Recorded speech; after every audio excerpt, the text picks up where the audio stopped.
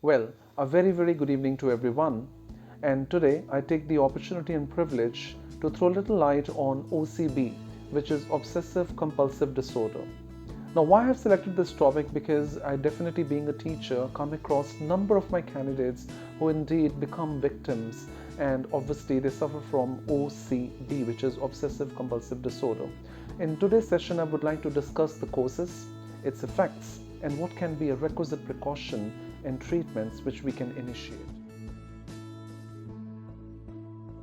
Now, obviously, the very first prominent cause of OCB is inferiority complex, vistas stiff competition, anxiety, perplexity, confusion, and restlessness.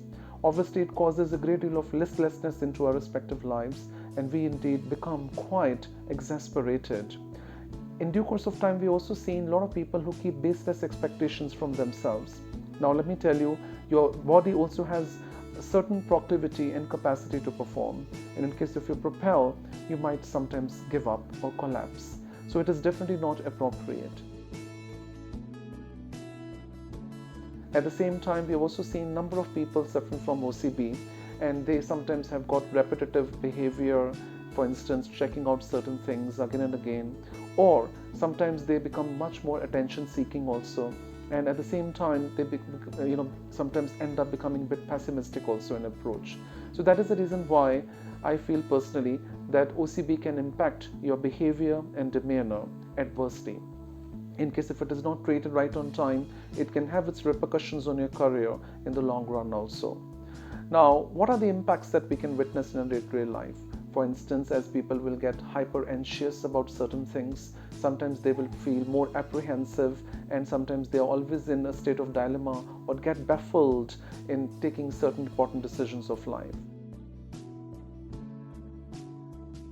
Now, zero down to treatments, or I would say what precautions people can take. Obviously, number one is clinical treatment, which involves good range of counseling by psychiatrists and psychologists. In addition, in case if there is an acute or a chronic problem, it can further be treated with medications also. But more importantly, we need to create a quite conducive environment back home where we can talk to the people around us. We can definitely see sometimes there is a vacuum around and we simply want to give up. But then obviously discussing with your peers, friends, colleagues can definitely bring a great deal of hope to you. Wrapping up yourselves with positive thoughts from morning till evening, doing something very constructive, seeking a counseling from someone who is expertised, and at the same time making sure that we as individuals should try to devote more time in doing something more progressive in life. Maybe a bit of meditation can suffice the purpose. Sometimes listening to pleasant music can also do wonders to our life and career, and it can help us to diffuse our stress at work and revitalize our mind, body and soul.